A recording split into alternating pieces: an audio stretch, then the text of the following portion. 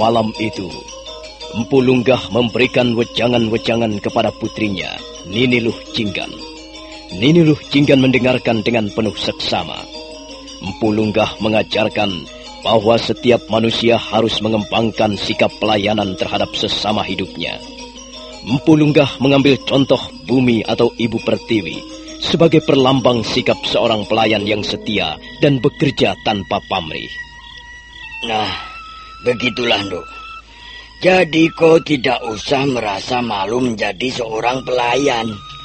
Karena pada dasarnya pelayan adalah jabatan yang paling luhur.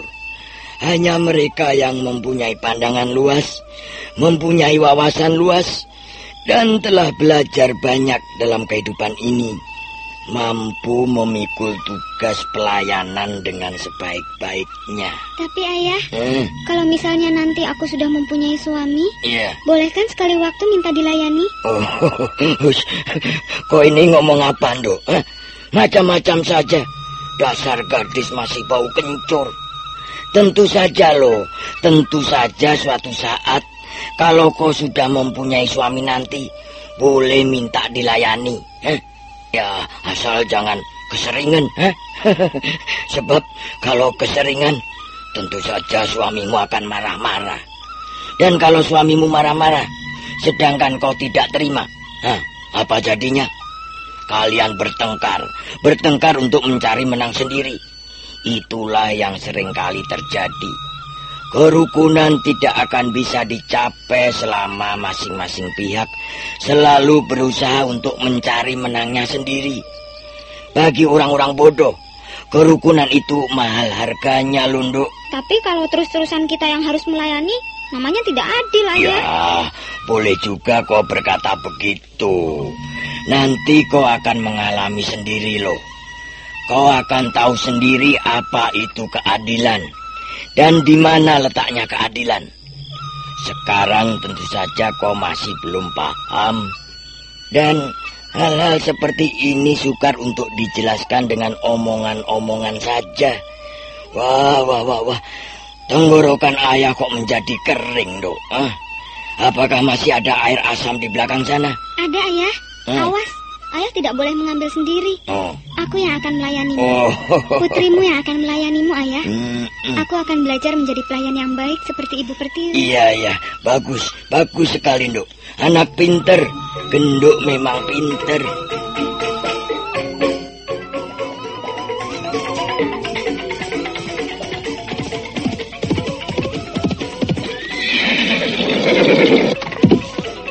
Kita sudah tiba di kaki bukit Kedung Peluk, Kamandanu. Kelihatannya kuda yang kita tunggangi sudah sangat lelah, Funi. Ya, kasihan mereka. Siang malam mereka mendukung kita berlari-lari di sepanjang jalan. Apakah mereka masih akan kuat membawa kita berlari menaiki lereng bukit? Ya, bagaimana lagi? Kita harus terus berjalan. Kalau memang mereka tidak kuat, kita akan teruskan dengan berjalan kaki. Kita akan menuntun mereka. Kalau begitu baiklah. Ayo kita teruskan, Funi.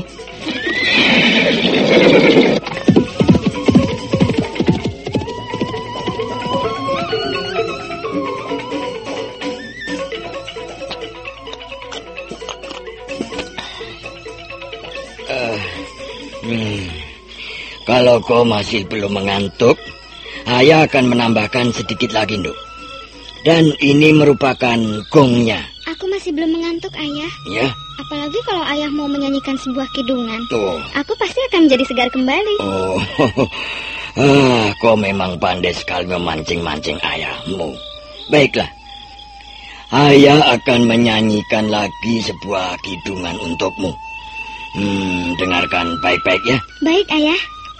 Dalam sebuah negeri kemari Palocinawi, subur makmur Kertara Harja, rakyatnya bahagia, rajanya adil, bijak dan murah hati. Patenya tangkas bekerja dan berbudi.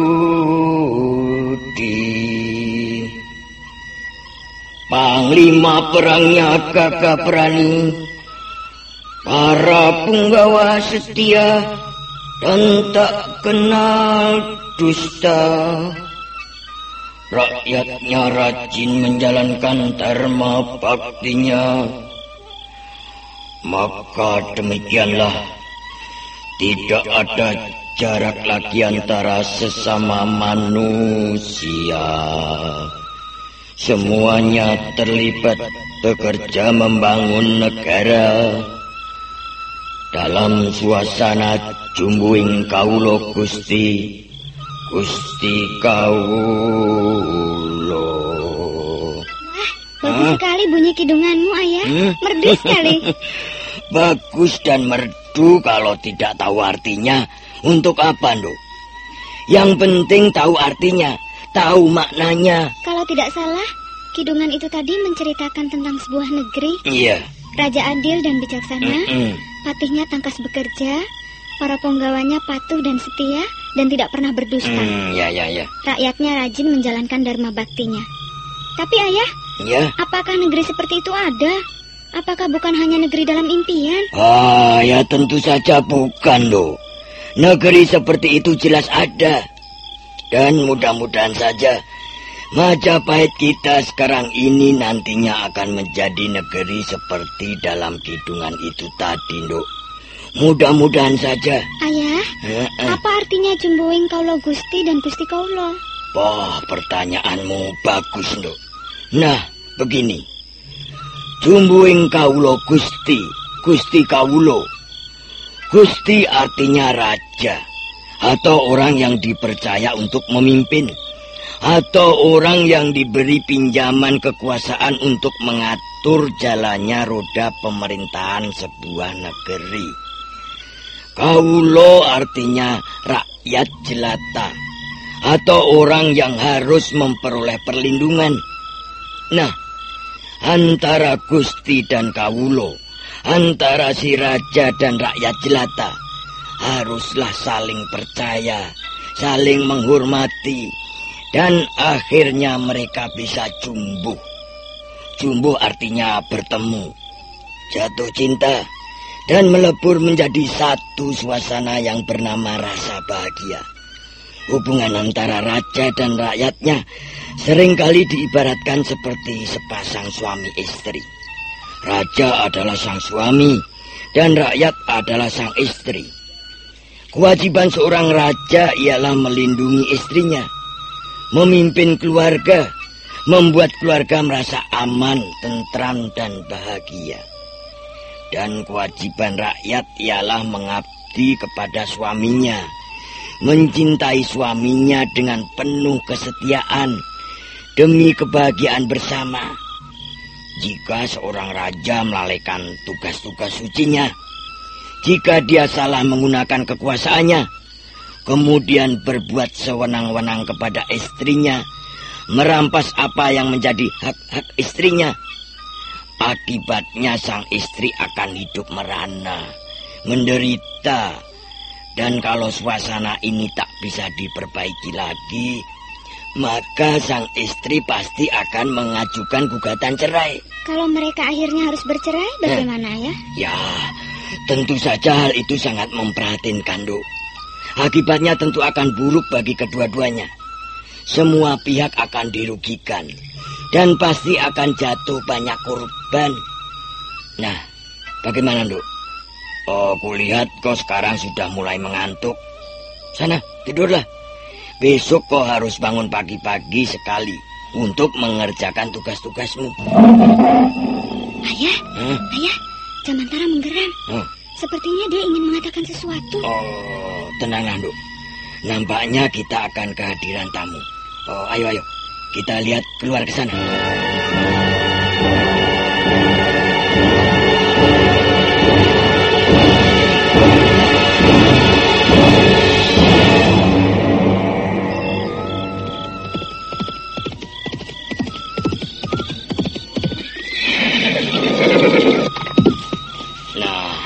Benar bukan, Duk? Coba lihat, siapa mereka yang datang? Kakang! Kakang Kamandanu! Dan kau Kakak Uni?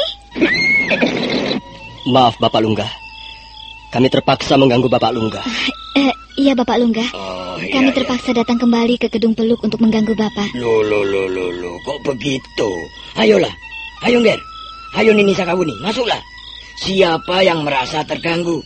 Ayo lo, ajak mereka masuk ke dalam pondok. Ayo Kakang, ayo Kakak Uni, ayo. Masuklah. Kebetulan sekali kami belum tidur.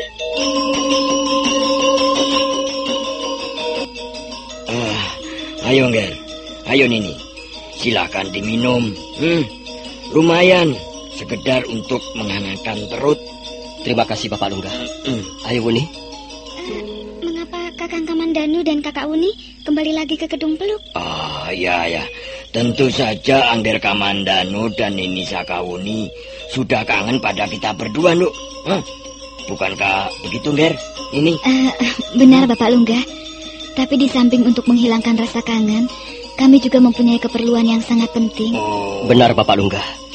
Kami sedang menghadapi kesulitan yang sangat besar. Kami harap Bapak Lunggah sudi menolong kami. Angger berdua jangan terlalu mudah menyerah pada kesulitan. Iya, Bapak Lunggah. Itulah sebabnya kami datang kemari. Kami ingin minta petunjuk-petunjuk dan saran-saran dari Bapak Lunggah agar kami dapat mengatasi kesulitan kami, Bapak. Kesulitan apa sebenarnya yang sedang Angger berdua hadapi sekarang ini? Arya Kamandanu kemudian memaparkan secara panjang lebar pengalamannya selama bertugas menumpas kaum perusuh. Terutama sekali pengalamannya ketika bertarung melawan Empu Bajil. Dan akhirnya dia terpaksa melarikan diri begitu melihat Empu Bajil menggenggam pedang naga puspa. Selesai bercerita, ruangan pondok menjadi hening sejenak. Empu Lunggah tidak segera mengucapkan sepatah kata pun. Pertapa tua itu kelihatan berpikir keras. Kemudian dia tersenyum kecil sambil menepuk pundak Arya Kamandanu. Baiklah, Ngger. Baiklah. Mudah-mudahan saya dapat menolong Angger. Sepertinya saya dapat menemukan sebab-sebab mengapa Angger Kamandanu sampai gentar menghadapi pedang naga puspa.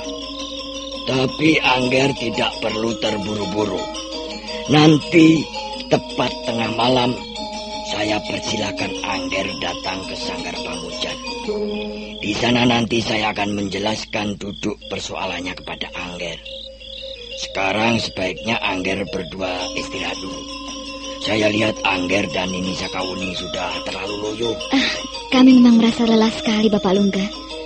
Hampir 2 hari 2 malam kami terguncang-guncang di atas kuda. Karena itu sebaiknya Angger berdua istirahat barang sejenak.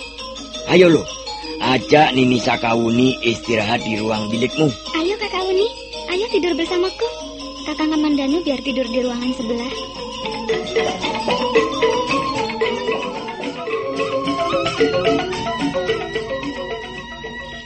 Kakak Uni, bolehkah aku menanyakan sesuatu padamu? Kau mau bertanya tentang apa, adik lu? Tentang Istana Majapahit. Apakah istana itu cukup besar, Kakak Uni? Bagaimana bentuknya? Jadi, kau belum pernah melihat Istana Majapahit? Aku tidak pernah diajak kemana-mana, Kakak Uni. Setiap hari, aku hanya melihat lereng-lereng bukit Kedung Peluk ini. Paling-paling, aku berjalan-jalan sampai di desa Nyugading. Aku belum pernah bepergian jauh, Kakak Uni. Aku bahkan belum pernah melihat suasana kota Majapahit. Aku ingin sekali mendengar cerita tentang Istana Majapahit. Apakah istana itu cukup indah, Kakak Uni? Istana itu besar dan indah, adik lu. Istana itu berdiri dengan megah, dikelilingi benteng yang tingginya 20 depa. Panjang dinding benteng dan lebarnya kurang lebih 33 depa. Istana Sang Prabu letaknya persis di tengah-tengah benteng. Apakah di dalam istana itu ada banyak sekali ruangan? Iya, ada. Di sekitar istana induk banyak sekali ruangan. Ada ruangan yang namanya Balai Witana atau Paseban Agung. Ruangan itu untuk apa, Kakak Uni? Ruangan itu untuk mengadakan pertemuan agung. Biasanya, setiap hari Anggara, Sang Prabu mengadakan pertemuan agung di Balai Witana. Pertemuan itu dihadiri oleh seluruh penggawa kerajaan. Mulai dari Rekrian Mapatih Majapahit, Rekrian Kanuruhan, Rekrian Demung, Rekrian Pasangguhan, sampai ke penggawa-penggawa lain yang berpangkat lebih rendah. Nah, di samping itu juga hadir wakil-wakil dari negara-negara bawahan seperti Kerajaan Jenggala, Kauripan, Kerajaan Daha, dan kerajaan-kerajaan lain. Wah, tentu suasananya sangat ramai ya, Kakak Uni. Ya, begitulah adik lu. Biasanya suasana pertemuan sangat semarak. Dalam pertemuan itu, Sang Prabu membahas berbagai macam masalah yang sedang dihadapi oleh pemerintah Majapahit. Baik masalah-masalah yang besar maupun masalah yang kecil. Kemudian, di samping Bangsal Witana atau Balai Paseban Agung, masih terdapat ruangan-ruangan lain. Kalau Sang Prabu tidurnya di mana, Kakak Uni? Sang Prabu tinggal dalam ruangan yang terdapat di Istana Induk. Sang Prabu tidur dalam sebuah ranjang yang bernama Raja. Apakah setiap ruangan itu ada penjaganya, Kakak Uni? Iya, benar adik lu. Setiap ruangan ada gapura kecil yang dijaga oleh 2-6 orang prajurit. Nah adik lu, kulihat kau sudah sangat mengantuk. Lebih baik kau tidur. Besok saya akan melanjutkan lagi cerita tentang Istana Majapahit. Suatu ketika, kalau ada kesempatan, aku ingin sekali melihat Istana Majapahit. Aku ingin melihatnya dari dekat. Maukah Kakak Uni mengantarkan aku? Oh, tentu adik lu. Aku akan mengantarkanmu. Sekarang tidurlah, ya. Tidurlah. Sampai jumpa.